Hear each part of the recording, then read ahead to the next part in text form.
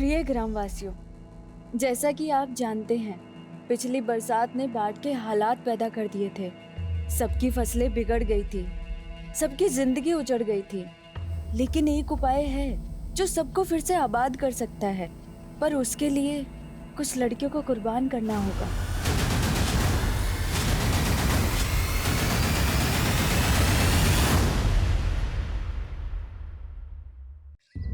हम ऐसे गांव में रहते हैं जहाँ दूर दूर तक सिर्फ जंगल है।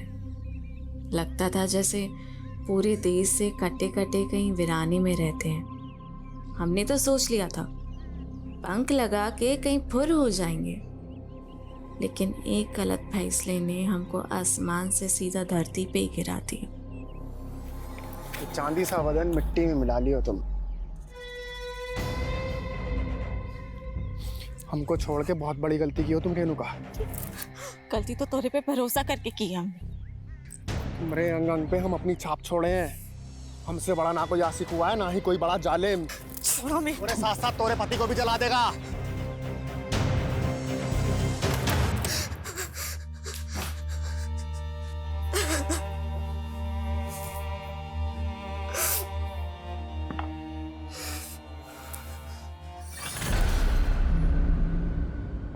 रेनू का हाल बना रखा है यार? का है? का हुआ? वो खेत से आए तो थक के आकर बैठ गए। कपड़ा बदल के आते हैं।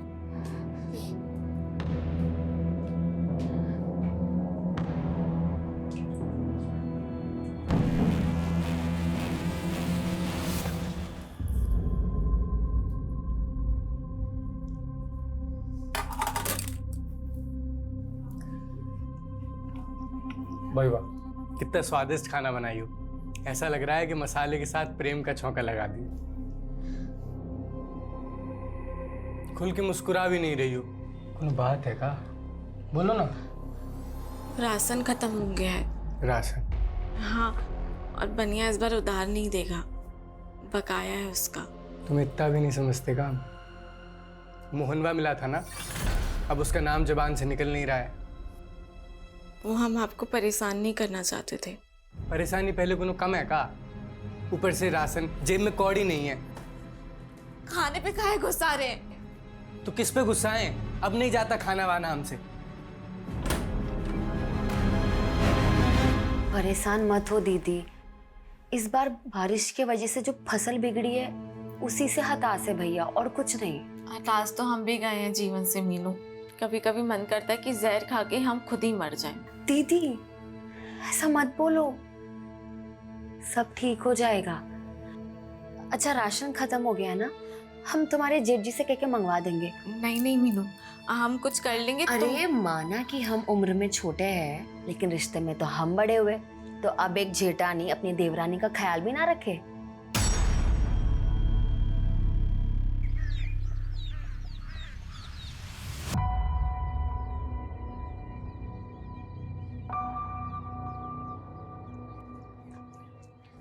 खेत जा रहे हैं हम। सुनिए, वो आप खाने के वक्त आएंगे ना तो ये सामान लेकर आना। अरे ये तो हम परसों ही लेकर आए थे। वो रेणुका दीदी को इसकी जरूरत थी, और आप अपने छोटे भाई की हालत तो जानते हैं। रेनू मैं ये नहीं ला सकता हूँ।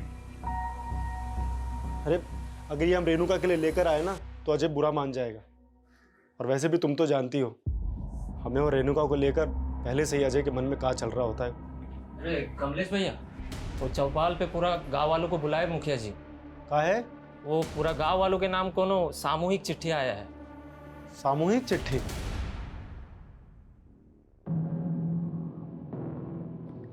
अरे माँ बाप का सेवा में काहे समय बर्बाद कर रहे हो? विधायक हो गए हो, जनता का सेवा करो। बाबा जी हम जो भी हैं आपके ही आशीर्वाद से हैं। हमको बेटे का भी थोड़ा फर्ज निभाने दीजिए ना। राकेश देखो ना, अब हमें इससे भी अच्छे से नहीं दिख रहा। लगता है नंबर बढ़ गया है। फिर से चेक करवा दो ना हमारा आँख। अरे हम ले चलेंगे तुमको, उसको बहुत काम रहता है। भैया जी, मुखिया जी संदेशा भिजवाए हैं। उनकरा गांव में कोनो चिट्ठी आई है, बड़ा बवाल मचा है। कौन सी चिट्ठी?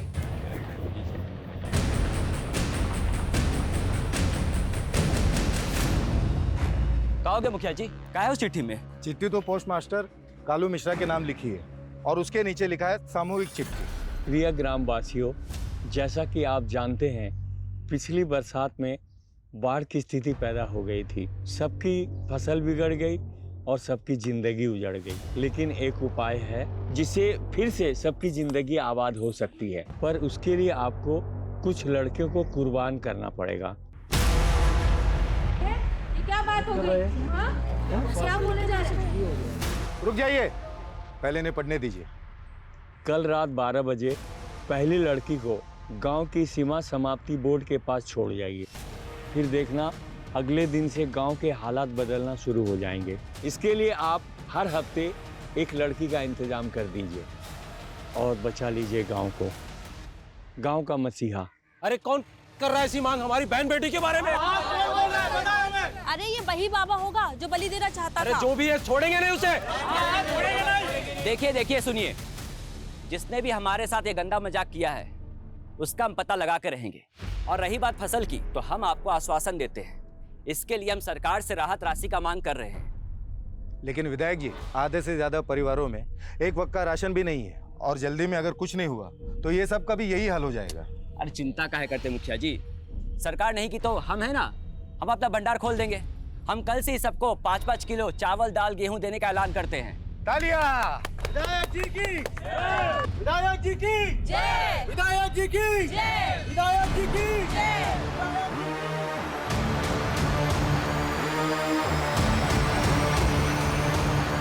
ये विधायक जी थोड़ा बहुत मदद कर भी दिए ना तो इस समस्या का समाधान नहीं होने वाला। अगली फसल तैयार होती तो 6 महीने लग जाएंगे, तब तक कैसे होगा? भाई बात तो तुम्हारी सही है अजय। अब भाई शहर जाके कोई काम ढूंढना आसान काम है क्या? कहो अरे भैया आप घर जाइए, हम आते हैं। तो भाई हम दोनों भाई यहाँ परेशान हैं और तुमको कुछ पड़ी ही नहीं है। अब चिंता करेंगे तो पैसा बरसेगा का? निकम्मा होते जा रहे हो। हम दोनों भाई तो खेती छोड़ के नहीं जा सकते। तुम तो शहर जाके कोनो काम धंधा कर सकते हो ना। अच्छा, अब हम समझे। हमें खाना देना भारी पड़ रहा है, इसलिए शहर भूखा मरना भेज रहे हो ना? हम शहर नहीं जाएंगे, हम यही काम करेंगे। और यहाँ काम कौन देगा तुमको? हैं? निकम्मे? ये निकम्मा निकम्मा बोलना बंद कीजिए। जब से माँ बाबूजी गए तब से बस कोसते रहते हैं। अगर इतना ही तकलीफ है ना तो हमारा हिस्सा दे दीजिए, बस बात खत्म। ये लो हिस्सा तुम्हारा। हिस्सा चाहिए ना तुम्हें? कौन सिखा रहा तुम्हें सब? वो सर्वेसवा?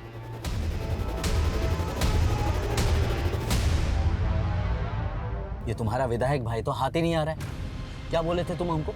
तुम्हारा भाई हमारे नए प्लांट के लिए हमें जमीन दिलवाएगा। कब दिलवाएगा? गांव वालों का मसीहा बन रहा है राकेश, इसलिए आपको जमीन नहीं दिलवा रहा। लेकिन आप चिंता मत करिए, हम है ना, आपको ये जमीन भी दिलवाएंगे और आपका प्लांट भी वहीं लगवाएंगे।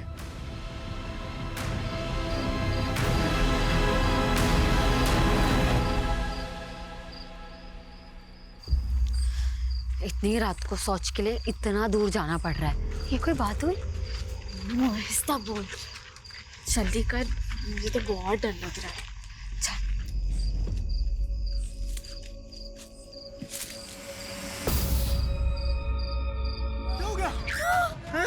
कैसे आ रहा है? ये रुको दीदी, मैं सोच जब भी जबरदस्ती हमारा अभी कौन लोग थे? हाँ, दीदी लोग मुंह में कुछ था। राकेश, राकेश, ए राकेश, क्या हुआ पापा? अरे कोई गांव की औरत का इज्जत टूटने का कोशिश किया है, शायद जंगल ले गए वो उस औरत को। रुको! रेणुका! रेणुका! रेणुका!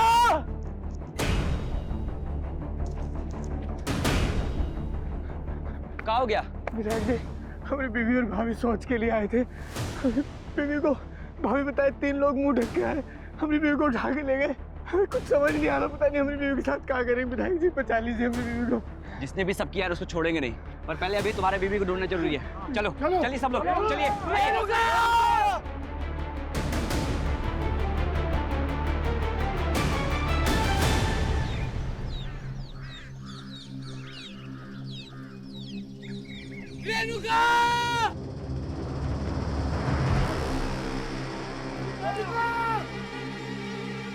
विधायक जी, वो रेणुका वहां पे। चल चल चल चलो चलो।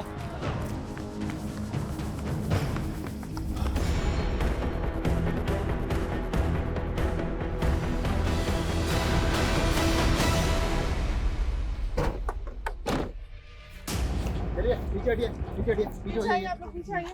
आइए पीछे आइए।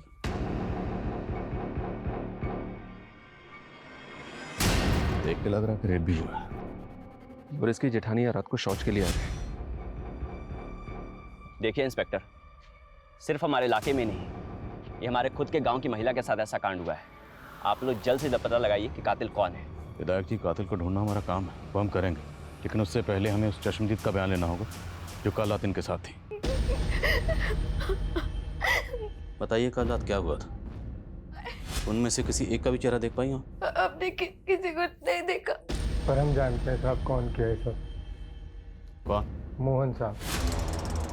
कौन मोहन? रेणुका का पहला पति। पहला पति मतलब रेणुका की आपसे दूसरी शादी थी? जी साहब। दरअसल रेणुका की शादी पहले बड़े भैया से तय हुई थी। तब भी वो मोहन रेणुका को भगा के ले गया था। बड़े भैया मंडप में थे और रेणुका के माँ बाप की इज्जत पे आँच ना, इसलिए उन्होंने रेणुका की छोटी बहन मीनू भाभी से शादी की। तो रेणुका आपकी सगी बहन थी? हाँ साहब, रेणुका दीदी से बहुत बड़ी गलती हो गई थी कि वो उस मोहन के साथ भाग गई, लेकिन उसे बहुत जल्द पता चल गया कि वो कैसा आदमी है। दीदी को आए दिन मारता रहता था, इसलिए दीदी उसे छोड़कर यहाँ वापस आ गई और उनका घर आबाद करने के लिए हम ही अजय भैया से उनकी शादी कर दी है और उन्हें इस घर की देवरानी बना ली। पर साहब मोहन से नहीं बर्दाश्त हो रहा था ये। हमरे अलावा तो किसी और की नहीं हो सकती। चल छोड़ से, काट देंगे, बता रहे हम, मार देंगे। तू काटेगा? हाँ हम काटेंगे। जो चीज हमारी नहीं हो सकती ना, वो किसी और की भी नहीं होगी, समझे? हमें तो भरोसा है साहब, मोहन नहीं किया है।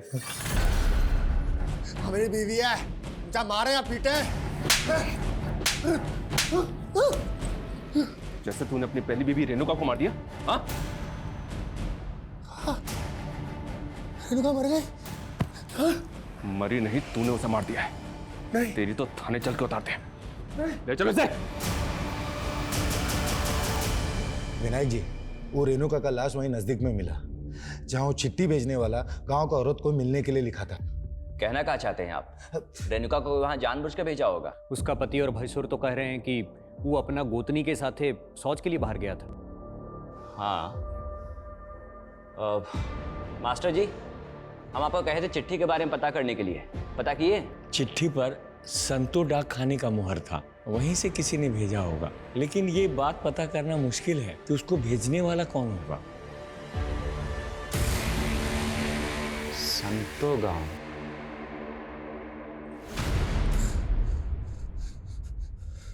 रेणुका पर हमरा हक था, तो कैसे अजय के साथ बर्दाश्त कर लेते हम?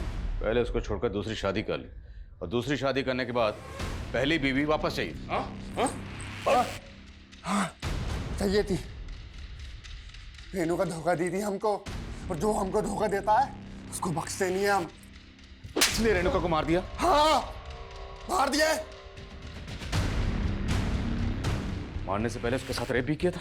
हाँ किया होंगे शायद, हम बहुत ना सहमत है। अब ये बताओ, तेरे साथ दो लोग और कौन थे? कौन दो लोग? वही दो लोग जिनके साथ मिलकर तूने रेणुका का रेप और मर्डर किया। अरे हम खुद थे अकेले। बता दो ये सब कुछ जो बताना था। ये इसने मानेगा, इसको उल्टा लटकाओ और तब तक उसको उधेड़ते रहो जब तक उन दो लोगों का नाम ना बताए। कौन दो लोग? अरे कौन दो लोग?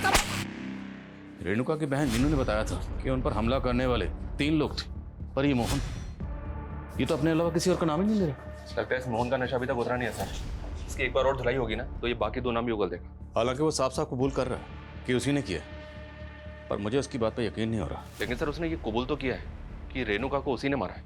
हाँ, लेकिन अगर कोर्ट में जाके मुकर गया तो? उसका बयान गवाहों के बयान से मैच नहीं हुआ तो?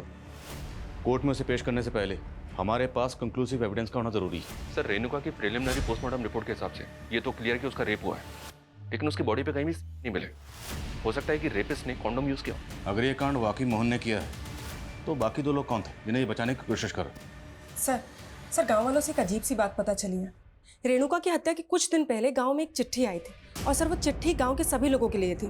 कैसी चिट्ठी? अरे विवेक, तुम कब आए शहर से? बस अभी आए भैया। तिवारी जी, ये दोबारा आपसे मिलने की जिद कर रहे थे तो हमने सोचा बुला ले। बैठो। हम चाय भिजवाते हैं। देखिए, हम आप लोगों को पहले ही क्लियर कर दिए थे।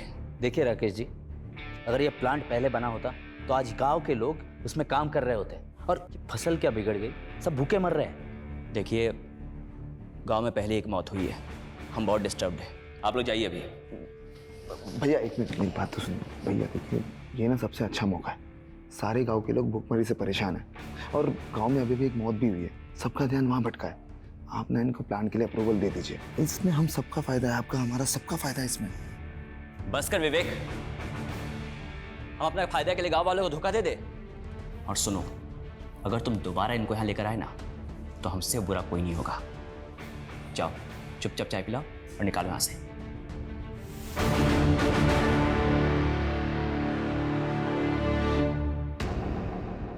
चिट्ठी लिखने वाले ने गांव की लड़कियों को कुर्बान करने की बात लिखी है और गांव की सरहद के पास जो बोर्ड है, हर हफ्ते वहां एक नई लड़की का इंतजाम करने के लिए कहा गया है। और चिट्ठी लिखने वाला खुद को गांव का मसीहा बता रहा। जहाँ रेणुका की लाश मिली वहाँ से सीमा समाप्ति का बोर्ड ज़्यादा दूर नहीं है, और लड़की को वहीं छोड़ के जाने की बात लिखी है। लेकिन साहब, हम सभी गांव वाले इस वाहियात शर्त के खिलाफ थे। खत कहाँ से आई? ये शांतो गांव के डाक खाने से आई थी। पता लगाने की कोशिश की पर पता नहीं चला वहाँ से किसने भेजा था। लेकिन कोई तो है जिसकी हमारे गांव की औरतों पे बुरी नजर है। हमको तो ये वही बाबा लग रहा है जिसने सबके सामने एक गंदा मांग किया था। कौन बाबा? कैसी मांग? साहब, फसल खराब होने की वजह से गांव वाले भूखे मर रहे थे, तब ये बाबा यहाँ आया था। बड़ी चमत्कारी बातें कर रहा था। बाबा जी, आप कहाँ से आ रहे हैं? आपके लिए भोजन पानी का प्रबंध करें? बच्चा, यहाँ तो भूखमरी फैली हुई, इतने लोग भूखे पेट सो रहे हैं। हम यहाँ भोजन नहीं करेंगे, हमसे ये पीड़ा देखी नहीं जा रही। बाबा जी, इस पीड़ा का कोई उपाय है? क्यों नहीं, इसलिए तो यहाँ आए। कैसा उपाय बाबा जी? पूजा करना होगा, और इस पूजा में एक इंसान की बलि देनी होगी। जानते भी हैं आप लोग, बलि देना कानूनन जुर्म है। और आप लोग चिंता काहे कर रहे हैं? इस समस्या का समाधान हम मिलकर निकाल लेंगे। और रही बात गांव की, तो हम गांव के लिए ज़्यादा से ज़्यादा चंदा इकट्ठा करेंगे। बस आप लोग इस अंधविश्वास में मत पड़िए। विधायक जी सही बोले थे, इसीलिए हम सब उस बाबा की बातों में नहीं आए। एक बाबा गांव में आया और वो बलि देने की बात कर रहा था। आप दोनों जिम्मेदार ओहदों पर हैं, सरपंच, विधायक। आपको पुलिस को इतला करनी चाहिए थी। कौन था वो बाबा? कहाँ से आया था? मालूम नहीं साहब। आपने उसकी शक्ल तो देखी होगी, चेहरा याद होगा उसको? जी साहब, याद है। स्केच बनवा सकते हैं? बिल्कुल सर, इस बाबा की तलाश तो करते हैं, पर मुझे ऐसा लग रहा है कि उस खत को रेणुका के मर्डर से जोड़ के देखना ठीक नहीं है। मोहन तो पहले कबूल कर चुका है। अगर ये मोहन ने किया है तो बाकी दो लोगों का नाम क्यों नहीं होता? क्योंकि मीनू कह रही थी कि वो 3 लोग थे, तो बाकी 2 लोग कौन थे? मीनू, हम मोहन के लिए ना कमलेश जी जैसे इंसान को धोखा दिए थे, और तुम बोल रही हो कि हम उसके छोटे भाई के साथ शादी कर लें। दीदी, हमें तुम्हारी चिंता है। अब तो हमारे माँ बाप जी भी नहीं रहे, और तुम ऐसे अकेले रहोगी तो वो मोहन तुम्हारा जीना मुश्किल कर देगा। और कमलेश जी को भी हमने मना लिया है, वो जानते हैं कि वो मोहन ही गलत था। वो लोग तो तुम्हें एक दूसरा मौका देना चाहते हैं।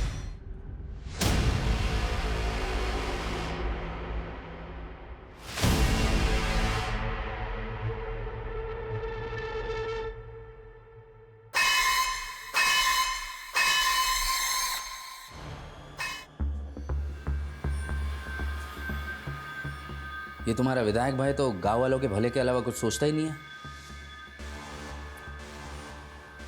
लेकिन तुम अपना भला सोच सकते हो। सोचो, कल को ये प्लांट लग गया ना, तुम्हें भी बढ़िया सी कमीशन मिल जाएगी। भैया मानेंगे नहीं तो होगा कैसे? हो सकता है अगर अपने भाई की जगह तुम विधायक बन जाओ। 2 महीने बाद इलेक्शन है, खड़े हो जाओ। भैया के खिलाफ हम इलेक्शन लड़ेंगे? एक दिन भी खड़े नहीं हो पाएंगे। जानते हो ना, पूरा गांव ने मसीहा मानता है। लेकिन अगर कुछ ऐसा हो जाए कि तुम्हारा भाई इलेक्शन ही ना लड़े तो फिर तो तुम्हारी जीत पक्की। राकेश भैया इलेक्शन ही ना लड़े।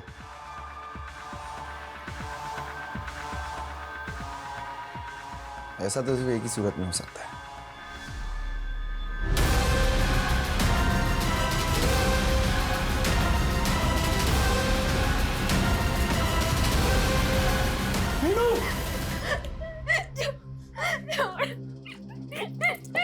क्या कर रही हो ये?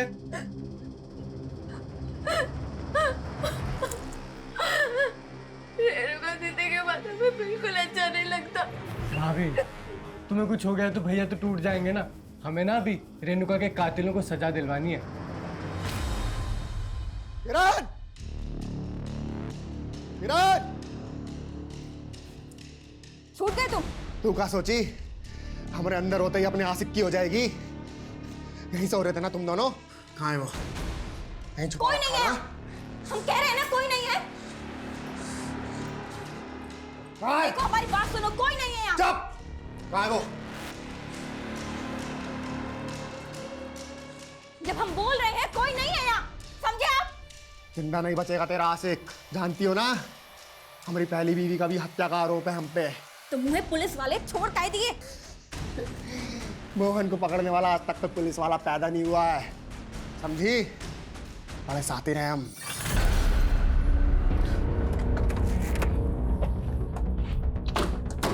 मुझे इसी बात का डर था कि कहीं कोर्ट में जाके मोहन अपने बयान से मुकर ना जाए। वही हुआ ना, मुकर गया ना। और हमारे पास कोई कंक्लूसिव एविडेंस नहीं था, इसलिए कोर्ट ने उसे जमानत दे दी। समझ में नहीं आ रहा कि इसका गेम क्या है सर। लॉकर में बोलता है कि उसने मारा है और कोर्ट में जाके मुकर जाता है। देखते हैं कब तक मुकरेगा। पता लगाओ वो दो लोग कौन थे जिनके साथ मिलकर इसने रेणुका को मारा होगा।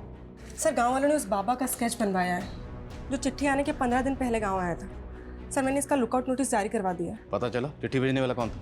नहीं सर, लेकिन सर शांतो गांव से पिछले 1 महीने में 3 लड़कियां गायब हुई।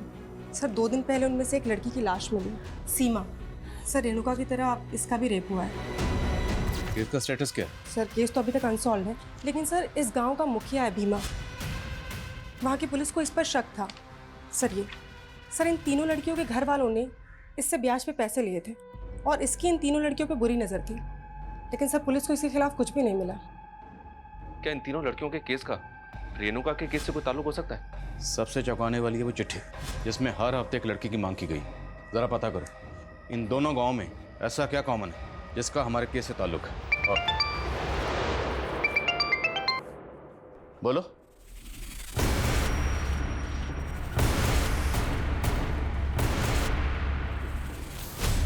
शायद मारकर फेंका नहीं गया, यहीं मारा गया। कौन मारा है हमारे विधायक जी को? हाँ बताइए, कौन मारा है? किसने मारा है? छोड़ेंगे नहीं छोड़ेंगे। हम ढूंढ के निकालेंगे। देखिए बात सुनिए, चुप हो जाइए, चुप हो जाइए आप। पुलिस अपनी कार्रवाई करेगी, भरोसा रखिए। लेकिन मैं आपसे अपील करता हूँ, आप में से कोई भी कोई ऐसा काम नहीं करेगा जिससे इलाके का अमन चैन बिगड़े। पुलिस को अपना काम करने दीजिए। विधायक जी की बॉडी को सबसे पहले किसने देखा? सुबह शौच के लिए आए थे तभी देखा था हमने। साहब ये वही है जिसने रेणुका का मर्डर किया है। कौन? मोहन, जिस पे तुमने पहले भी शक जताया था? हाँ साहब वही मोहन, लेकिन आप उसे छोड़ दिए थे। उसके बाद हम विधायक जी के पास गए तो उन्होंने हमें आश्वासन दिया था कि वो हमें इंसाफ दिलवा के रहेंगे, लेकिन अब देखिए उनके साथ क्या हो गया।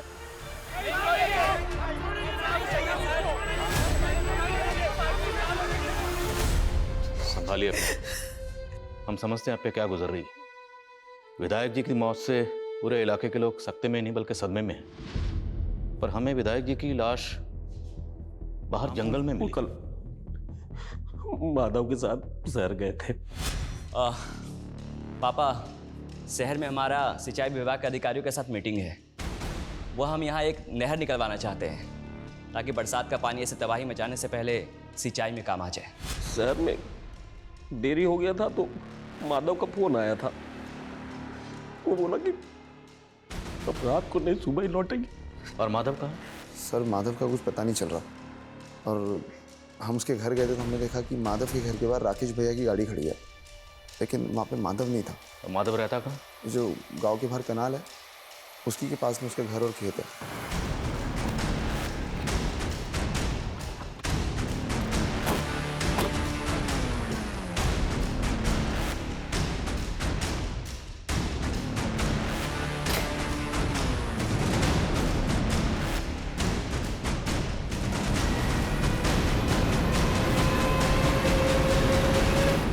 सर घर में कुछ भी सस्पिशियस तो नहीं मिला है, लेकिन विदाई जी की कार यहाँ पे खड़ी हुई है। इसका मतलब ये है कि विदाई जी रात में यहाँ जरूर आए होंगे। माधव विधायक राकेश का राइट हैंड है। अगर उसने ये किया है तो किस मकसद से? Excuse me sir. हाँ बोलो। ठीक है हम आ रहे हैं। सर राकेश की जिस जगह पे लाश मिली थी उस जगह के पास में ही माधव की बाइक मिली है।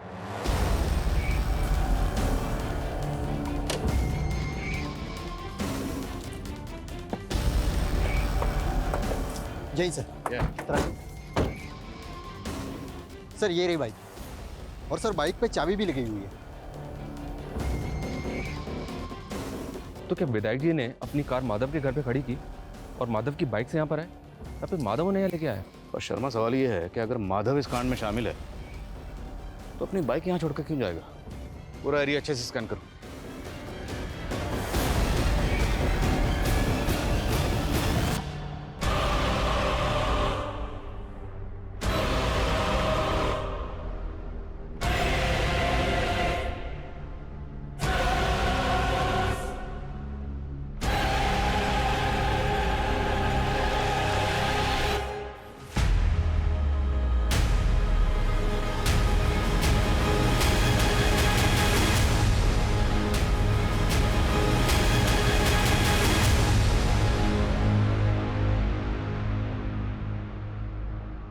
सर राकेश और माधव के फोन कल एक ही साथ बंद हुए थे। माधव को आखिरी कॉल गांव के एक पीसीओ से ही आया था। अब ये पता नहीं चल रहा है कि ये कॉल उसे किसने किया होगा। रेणुका के रेप और मर्डर के 5 दिन बाद विधायक राकेश का भी कत्ल हो गया।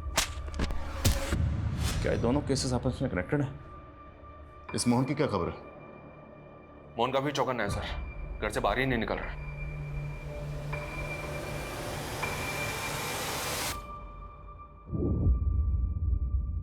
नजर बनाए रखो इस पे। रेणुका मर्डर केस में ही हमारा प्राइम सस्पेक्ट है। लेकिन सर शंतो गांव जहां से चिट्ठी आई थी उसी क्षेत्र का विधायक है राकेश, और उस गांव से इसे सबसे कम वोट मिले थे। सर लोग कह रहे थे कि भीमा ने इसे वोट देने से मना किया था। और 2 महीने बाद चुनाव भी है। सर कहीं राकेश की मौत के पीछे कोई पॉलिटिकल एंगल तो नहीं? पर हमें यह नहीं भूलना चाहिए कि शंतो गांव से 3 लड़कियां गायब हुई थी, जिनमें से सीमा नाम की लड़की की लाश मिली थी। और इन तीनों केसेस का प्राइम सस्पेक्ट ये मुखिया भीमा ही है।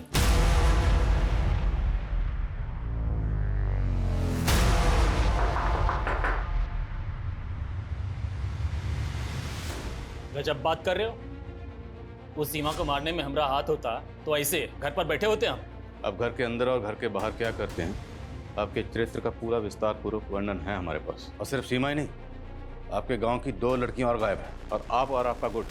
तो इसका क्या मतलब? उसका मर्डर का इल्जाम भी हमरे माथे मर दोगे? इल्जाम नहीं मरेंगे, अगर मर्डर किया है तो साबित करेंगे। फिलहाल आप ये बताइए कि आपके गांव से ये फतिंगा गांव चिट्ठी गई थी, उस चिट्ठी में आपका रोल और मकसद क्या है? ऐसा है इंस्पेक्टर साहब, हवा में बात मत कीजिए। किसी भी चिट्ठी से हमारा कोई लेना देना नहीं है। छोड़ो मुझे, छोड़ो।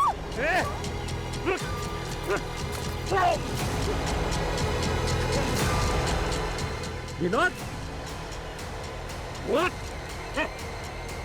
सर्वेश, लेके चल, लेके चल।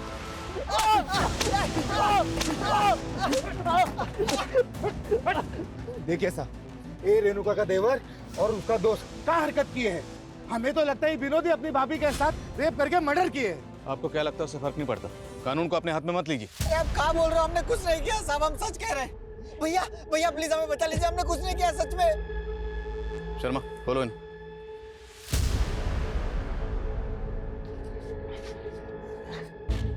फोन कहाँ तुम्हारे? सर वो हम सोशल मीडिया के लिए वीडियोस बनाते हैं, वो खुद आई थी, वो हमारी दोस्त है। कौन? वो लड़की। कौन लड़की? लेके चलो दोनों। सब देखो डरो मत, हमें बताओ विनोद और सर्वेश ने क्या किया तुम्हारे साथ?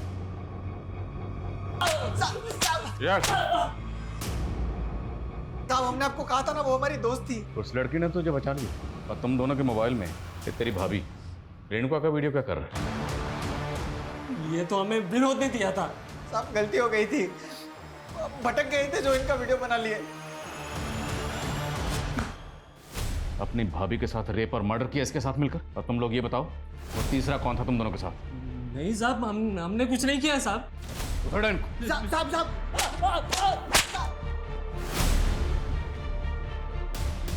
अब गलती हो गई उससे, माफ कर दीजिए, छोड़ दीजिए साहब। उसके मोबाइल में हमें रेणुका का वीडियो मिला, न्यूड वीडियो। और सिर्फ रेणुका का नहीं, उसने आपकी बीवी मीनू का भी नहाते हुए वीडियो रिकॉर्ड किया।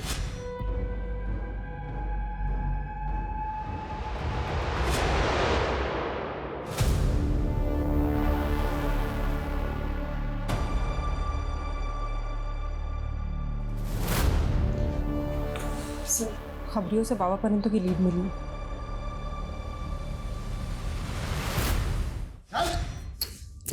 अरे साहब, हम सन्यासी आदमी, हम क्या रेप करेंगे?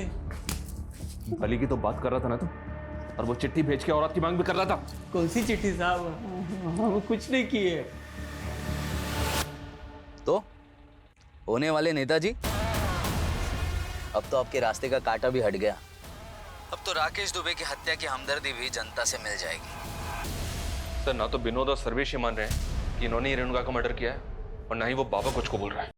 विधायक राकेश ही नहीं, माधव का भी कत्ल हुआ, और गड्ढा इसलिए खोदा गया ताकि माधव की लाश को यहाँ छुपाया जा सके, और हमें लगे कि माधव गायब है, हमारा शक किसी पे जाए। सब कुछ सोच समझ के प्लानिंग के साथ किया गया। सर, इस गड्ढे में माधव के साथ साथ ये राकेश जी का भी फोन मिला। इस फोन का डाटा रिकवर करो।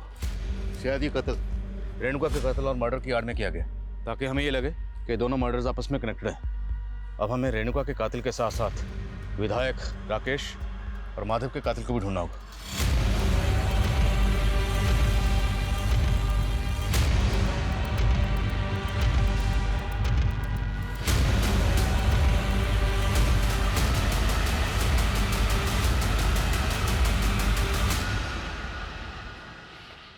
सर, कम इन। सर, राकेश जी की डिटेल्ड पोस्टमार्टम रिपोर्ट, उनकी आंखों में लाल मिर्ची के ट्रेसेस मिले। लाल मिर्ची? क्या सर, ऐसा लगता है कि पहले उनकी आंखों में लाल मिर्ची डाली गई। इतना बेरहमी से मारा है हमारे बेटे को। जिस बेरहमी से विधायक जी और माधव को मारा गया, उससे तो ऐसा लगता है जैसे किसी ने कोई गहरी रंजिश निकाली। आप लोगों को किसी पर शक नहीं? विधायक राकेश के पेरेंट्स को भी इस बात का कोई अंदाजा नहीं है कि उनको... सर, हमने राकेश और माधव दोनों के फ़ोन का डेटा चेक किया। सर, उसमें 2 दर्जन से ज़्यादा लड़कियों के न्यूड वीडियोस हैं। और सर, उन वीडियोस में इन लड़कियों के साथ कोई ज़बरदस्ती कर रहा है। कहीं ये माधव ही तो नहीं है? अगर ये वीडियो रिप्ले करो, पॉज करो, जूम करो।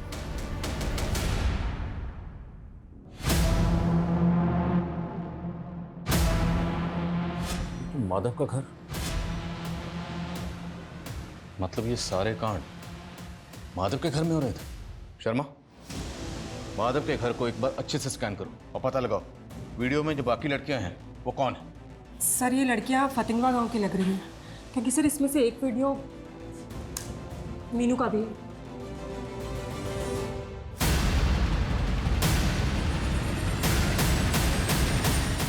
बोलिए मीनू, इस वीडियो में आपके साथ कौन है? साहब, सारी फसल खराब हो गई थी, भूखे मरने की नौबत आ गई थी। हम तो बस उसके पास मदद लेने गए थे। देखो मीनू, हम तुमको बचपन से जानते हैं, तुम हमारे साथ पढ़ी भी हो। चिंता मत करो, हम तुम्हारे पति की नौकरी शहर में लगवा देंगे। बहुत बहुत शुक्रिया विधायक जी। अरे शुक्रिया किस बात का, तुम दोस्त हो हमारी। जब हम 20 साल के थे ना, तब तुम्हारे साथ सोने का सपना देखते थे। हमारे साथ सोगी ना, सपना पूरा करोगी ना? ना उसने हमारे पति को काम पर लगाया, बस हमारे मुंह पर 500-600 फेंक देता था। रेणुका के साथ भी ऐसा करता था? नहीं साहब, दीदी ने हमें ऐसा कुछ तो कभी नहीं बताया। रेणुका पे जिन लोगों ने हमला किया था वो 3 लोग ही थे। हाँ साहब।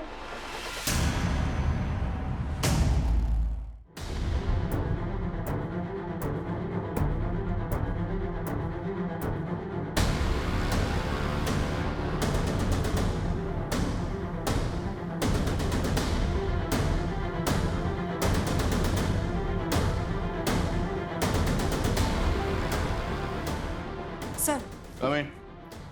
सर हमने माधव के फोन का डिलीटेड डेटा रिट्रीव किया है, उसमें रेणुका का कोई वीडियो नहीं। लड़कियों को मोलेस्ट करते थे, इतना तो साफ है कि सीमा का रेप और मर्डर इन दोनों ने किया होगा, पर रेणुका का रेप और मर्डर किसने किया? और अब ये राकेश और माधव, इन दोनों को मारने वाला कौन होगा? Sir coming. सब फॉरेंसिक को माधव के घर में ब्लड ट्रेसेस मिले जो मिटा दिए गए थे, और ये ब्लड ट्रेसेस रेणुका के ब्लड से मैच कर रहे हैं। तो मतलब रेणुका का मर्डर माधव के घर में ही हुआ होगा। और मीनू ने तो हमें कुछ और ही कहा था। मीनू तुम अकेली लड़की नहीं थी जिसको राकेश ने मोलेस्ट किया था। इस गांव की 1 दर्जन से ज्यादा औरतों को उसने मोलेस्ट किया, और हमने उन सबसे बात की। पता उन्होंने हमें क्या बताया? कि जब भी राकेश के सामने खुद को बख्शने के लिए गुहार लगाती थी तो राकेश उनके सामने एक शर्त रखता था। वो शर्त क्या थी? कि अगर वो खुद को बचाना चाहती हैं तो उन्हें अपनी जगह किसी दूसरी लड़की को लाना होगा, अदला बदली। उसने ये शर्त तुम्हारे सामने भी रखी हो। अब ये बताओ कि वो 2 लोग कौन थे जिनके साथ मिलकर तुमने ये किया?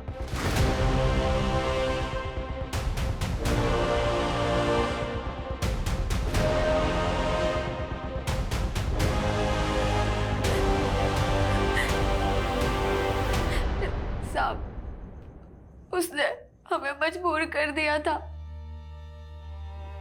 लेकिन हम बगावत नहीं कर सकते थे क्योंकि सीमा ने बगावत की थी। सीमा ने बगावत की थी? हाँ, सीमा ने हमें खुद बोला कि वो गांव में चिट्ठी भेज उस राकेश को चेतावनी देगी कि वो राकेश ही है जो गांव को आबाद करने के लिए गांव की बहन बेटियों की मांग करता है, ताकि सारे गांव वालों को राकेश की सच्चाई समझ आए। हम रेणुका दीदी को वहां नहीं लेके जाना चाहते थे, पर हम मजबूर थे। मीनू, तुम हमें यहाँ काहे लेकर आई हो? वो नहीं लाई है, हम बुलाए हैं तुमको। जब तुम 17 साल की थी ना, तुमसे चुम्मा मांगे थे। तुम हमें यहाँ इसलिए लेकर आई हो? हम चिल्ला चिल्ला कर ना लोगों को सब बता देंगे। इसलिए वो 3 आदमी वाली झूठी कहानी सबको बतानी पड़ी। हम अपने पाप के बोझ तले दबते जा रहे थे। हम जीना नहीं चाहते थे। हम रेणुका के हथियारों को सजा जरूर दिलाएंगे। हम रेणुका दीदी के हथियारों को कभी सजा नहीं दिला सकते। काहे? हाँ भाभी, तुम जानती होगा उन्हें? सब जब भाभी हमको बताएं कि वो राक्षस हमारी बीवी, बर्दाश्त नहीं हुआ साहब हमसे। हमने उससे लालच दी कि हम एक लड़की के साथ अदला बदली करना चाहते हैं, और उस माधव को फोन कर कर उस जगह पर बुला लिए।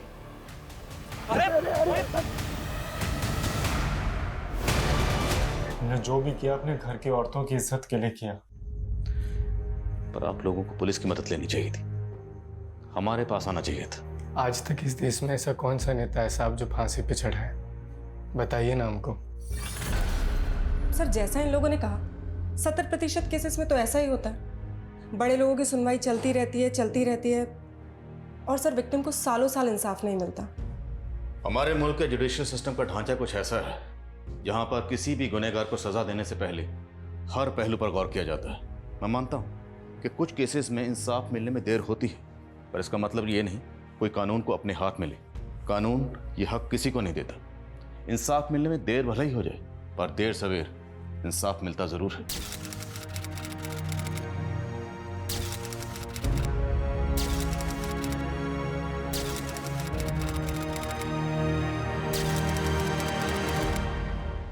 क्राइम पेट्रोल्स के और भी दिलचस्प कहानी देखने के लिए हमारे चैनल को सब्सक्राइब करें और बेल आइकॉन दबाना न भूलें।